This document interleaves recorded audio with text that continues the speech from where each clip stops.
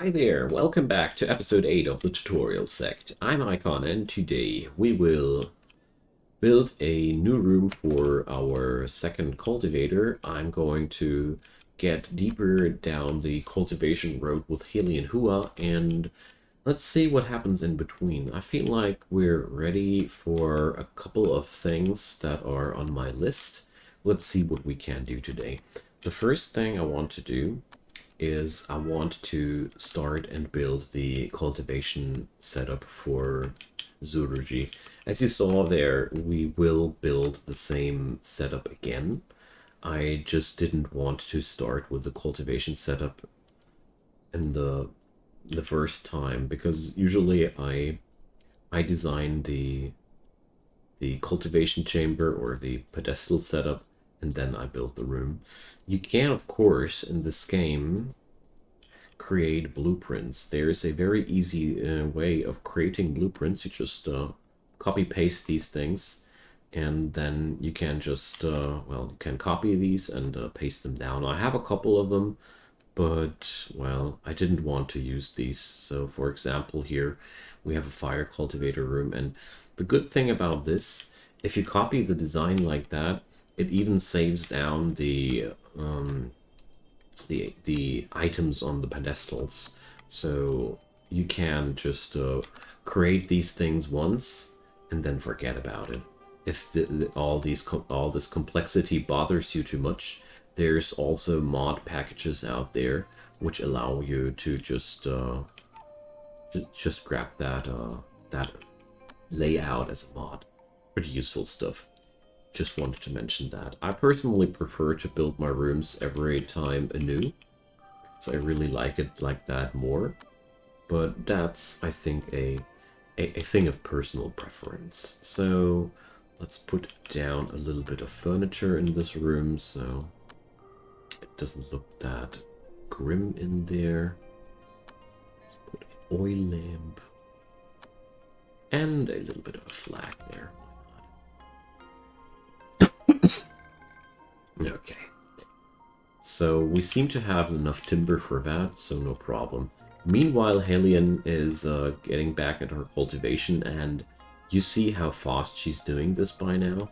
That's not only because we have created a nice room for her, that's also because we learned new skills which increased her cultivation speed. Because the amount of experience she gains should be improved as good as possible. So now remember that monster I showed you down there? Now it has awakened. When this message comes, this thing will make will attack your people if they get close. So beware. So Zuruji came over to the Mount Baron village. We sent her over in the last episode to gather the cotton for a new cushion there. Because we need a new cushion for her room. So all the materials have been delivered. Obviously, my builder is still sleeping. That's okay though. So we don't have enough personnel for the sect in general. We only have 2 outer disciples left. This is not enough, but we'll be getting there. Okay, meanwhile, let's check out how Helion is. Okay. So, 2 things I want to mention here. First off, she's done with her cultivation, but you see her bar up here is almost through. If you can, let them pass through, because here is the so-called inner cauldron. The inner cauldron is, quickly explained, a refinement mechanic which allows you to increase your max chi. Every time a cultivator lets that bar run through once completely, let's do this. So we have now refinement chi 15. Every time she does that completely, the inner cauldron is supposed to be increasing, but, well, maybe I got that wrong. I never watched it like that. But what I do know is that the inner cauldron fills when the people just get a lot of time to cultivate. quite surprised that this didn't work the way I expected it to work. So you don't need to pay the inner cauldron too much attention, because as far as I know, this is only interesting when when your sect is way beyond the point where we are right now. Because the way people utilize this is to add up buffs which increase the cultivation speed, which means the amount of time this bar needs to deplete while they're cultivating to amp up the rewards of that. At the point where we are now, we're taking that long for cultivation that it's not worth striving for in a cauldron points whatsoever. I just want to mention here that they are quite powerful, nevertheless, because base chi is... Every point base chi gets multiplied by all these percentile bonuses, and, well, those percentile bonuses go into the thousands, so 1 point of maximum chi more means a lot in this game. Just wanted to say that. So the next breakthrough is the first that actually costs us some lifespan, so therefore I will try to get to a better result here. Meanwhile, let's check out how Zuruji is doing. She is not at mind training, she's at a unstable state of mind, nothing is really good for her. Whoopsie. So, it's time that we craft some artifact for her. Let's talk about artifacts for a second, shall we? So, artifacts behave a little bit weird with the element they should be made of. So, the ideal artifact for a metal cultivator is a water elemental artifact. The ideal artifact for a fire cultivator is a earth artifact. Why is that so? So, as you see here, the water element is being buffed by metal. The thing is, artifacts in this game work like that. Every artifact, you see this little icon down here, has a chi storage. And your cultivator will charge that artifact with its own chi.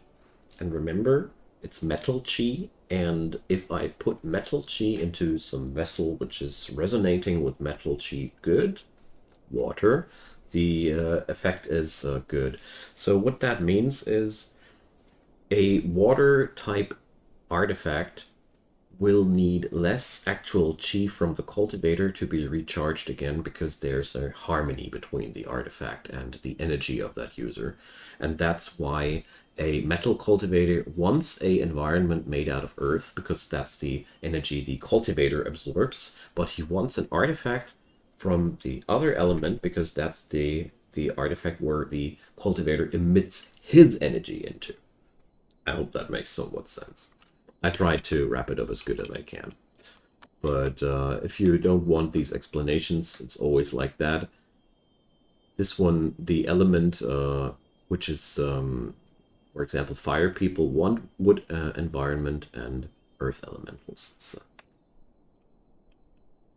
yeah. This game is wonderful, confusing, I know. So we see here the yin-yang value increasing. And now let's go for that breakthrough. Because this breakthrough is costing me lifespan, I'm trying to optimize the outcome a little bit. If I would want to go really, really good, I would have waited for her mental state to increase to have even higher chances. But I know that 5 years of lifespan are actually not that much. And maybe we even... No, we don't get lucky. Why should we get lucky? Whatever, we're just gonna burn some life years here. So in this game, years of life are just another resource, like every resource else. There are so many ways in this game to increase your lifespan. It's insane. It begins with medicines you can consume. There are skills which give you that. I think that's the two main things. And the third thing that I know of is that you sometimes even get extra lifespan just for getting into the next stage of cultivation. So there's a lot of things possible here. So let's see.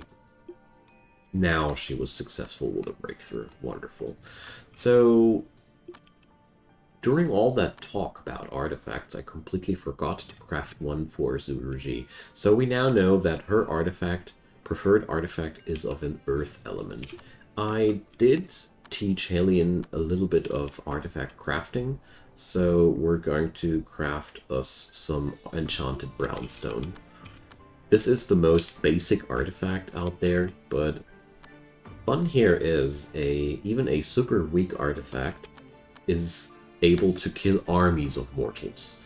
So this rock, Kirin Steely, has only an artifact power of 9, but it is enough to kill armies of mortals. That's just how it works. Okay, somebody else is carrying that away again. When you can select an item which you want to equip on somebody, that means that some other entity wants to interact with that item already, and therefore you can't use it. So, I want to talk about leisure items one more time. That was one thing that I wanted to shove in between 2 or 3 episodes. So, we have unlocked the Go table and the Zither table during the recent upgrades. So, these are the absolutely most preferable entertainment items out there, due to the simple reason that these items not only generate entertainment, they also have a certain chance to spawn items which can be sold for a lot of money. And the tic-tac-toe game doesn't have that chance, so therefore it's better to do that. The Talisman table has also a chance to produce some items, as far as I know.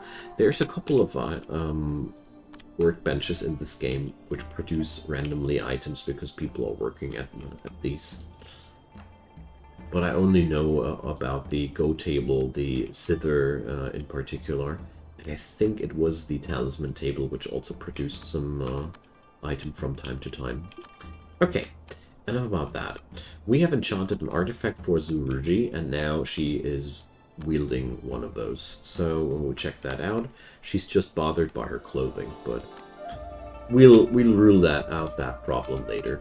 So I was chopping down some spirit wood, or at least I was hoping I would, in the time being. So as a fire cultivator, she prefers wood chi. The availability of spirit wood is, in my opinion, the reason why the fire law is a very, very beginner compatible law. Because of 2 reasons. First, the material is easy acquirable, and second, spellcasting is a lot less complicated than artifact fighting. Or at least at the first glance. The thing is, for spellcasting you need to improve on way less things, whereas with artifact fighting you need to craft actual artifacts, and there's a lot of things involved which you need to know about. Okay, so right now we also have an immortal visitor here. These guys come from other sects. So let's check her out. She's actually coming from where? Can we find that out?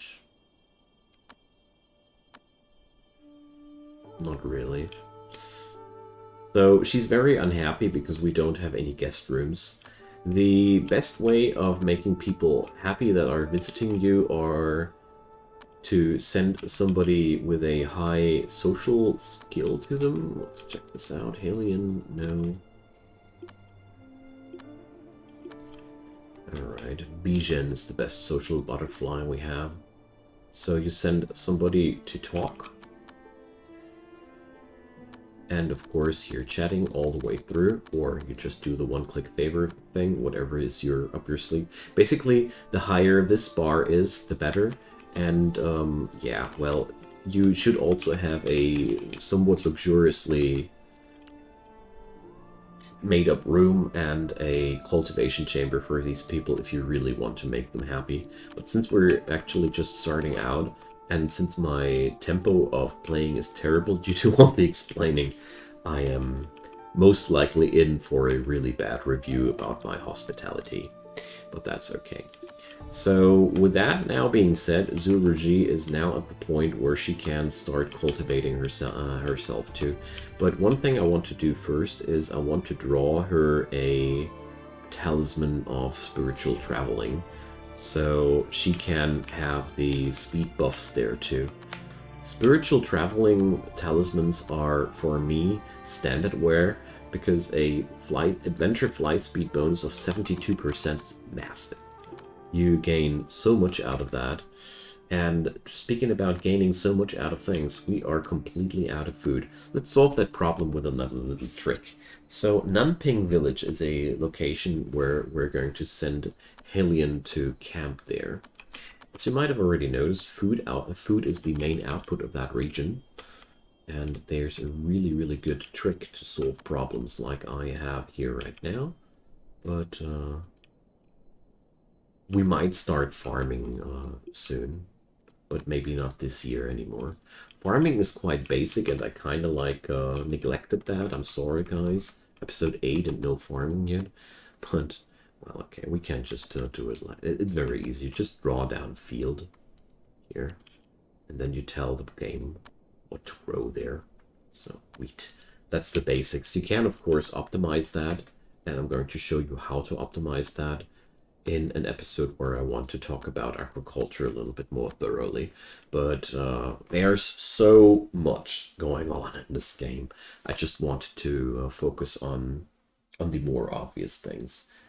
Because farming really only needs you to lay down a plot, have a hoe for the people, and leave and let time do its thing. That's the basics. Okay, Nanping Village. It's a nice little area where, wow, she's fast now, which has a storehouse here where you always will find larger portions of boar meat. So I'm holding down the shift button to select to have a multi-pickup here. And there we go. You can, the best thing about this is, if I would now come back again to this place, it would be here again. These resources actually don't deplete at all. It's just broken like that. So also Nanping Village features a certain person, as far as I remember. Let's see if I can check him out. Let's see if we find that dude.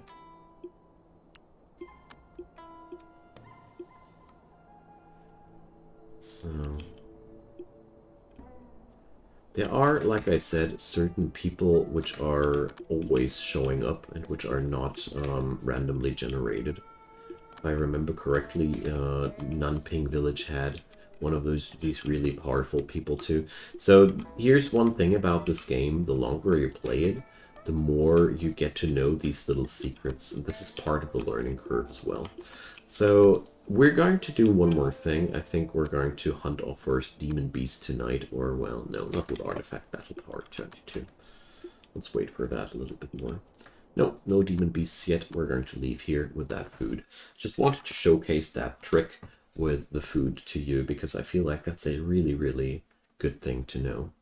So what we're going to do next is I'm going to cultivate zoology a little bit more, and Bijen needs a farm tool. Let's fix that. Farming tool. Okay. The good thing about this game is just it's enough to just craft these items. Your people will automatically equip them. And we're being attacked. Okay. So, like I mentioned a couple of episodes ago, the dog is absolutely able to take care of these problems by himself, and now he's able to explore, actually. I have no clue why. So I'm going to ban these items because I remember that the mysterious beast is lying there, and I don't want anybody to get close to that. Safety reasons. That loot can just stay there. Alright. Helion came back now, and she came back with a lot of food. So Nanping Village is a easy and cheap way of acquiring food if you ever need to. Okay, let's see how zoology is performing. And here you see she's performing a lot worse. Why is that happening? Because she's cultivating somewhere out there. So for some reason, she didn't really notice that she had a cultivation chamber. Sometimes they do that when you assign that place too late to them, but she's doing her thing way slower than it was the case with Hellion Hua. This is mainly because of the difference in chi sense. This stat is extremely influential in a lot of things. It's not only the max chi, it's also influencing the amount of chi absorption, and therefore also the influencing the speed at which your characters develop insanely. But that doesn't mean that you shouldn't assign people to the cultivator status if you really need cultivators. My personal reason why I picked her up were two things. First off, she's a fire cultivator. It's really good to have every element at least once in your sect eventually. And the second reason was she has a considerably okay luck. Luck is a insanely important stat in this game, which determines whether or not resources will drop during these adventures quite often. And therefore, it's really annoying if you have... Oh, you're not going to defecate in beds. It's really important that you have I lost track. Dogs defecating in beds are really distracting. So where was I? It's really high to have cultivators with a decent luck. Basically, if you can, luck is one of the most favorable stats to increase your yields from adventuring. That's just like that. So we are now at Mount South in a pretty stable situation. But as you see here, we're not generating belief too quickly. We don't get there. Oh, guys. Can somebody please just craft something there? So Yan Pengyun is not supposed to farm. My two disciples are horribly organized. I know that. So now she is done with the first step. To do this, and you see these things, they might be already pretty familiar to you, and we're going to repeat that quite often, because this is the basic cultivation routine, I'd like to call it. So we're also going to put Hellion now to the stand, and here's a wonderful comparison between...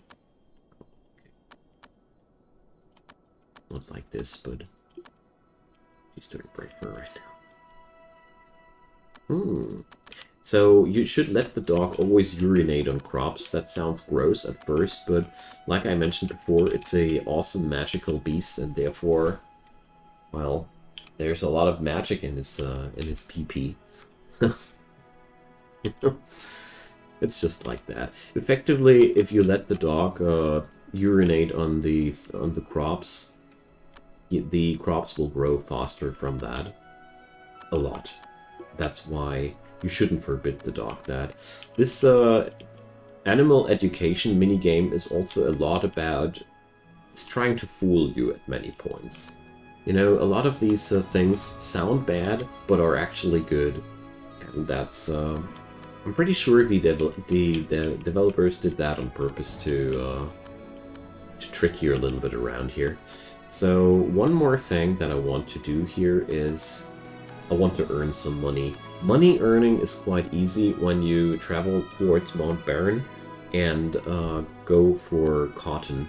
So since Hellion is pretty fast, we're going to send her 5 times for that quest on Mount Barren, because I really want her to select to gather some materials, which we will transform into fabrics. Fabrics can be sold quite decently when the trader comes. Sometimes the trader doesn't accept stuff like fabrics, but usually that's just like that. And we have a first charity event at Mount South. This is yet another minigame here. So whenever that happens, you get a little scenario. So we came across a broken wooden house and the owner is unable to repair it. And then you have to select the correct course of action in that scenario. So we see, well, broken wooden house, we're going to provide some wood, and that should do the trick. There is a fixed answer to every single of these events, and basically a lot of people I heard of are also using just lists where the correct answers are noted. I don't, because I like to torture my brain trying to memorize all these things. Do it as you like to. I haven't found a document yet where these informations are located in while I'm recording this, but maybe if somebody wants to hop over into my Discord community and provide that, there I will implement that link in the description box one day. Just saying, because there's no links in the comment section below there. Sorry guys, can't do that. So we did that charity, and as you see here, we gave this guy wood, and a lot of people at Mount South thought that's awesome, and our follower count increased by 7,700 people. So what does this follower count actually mean?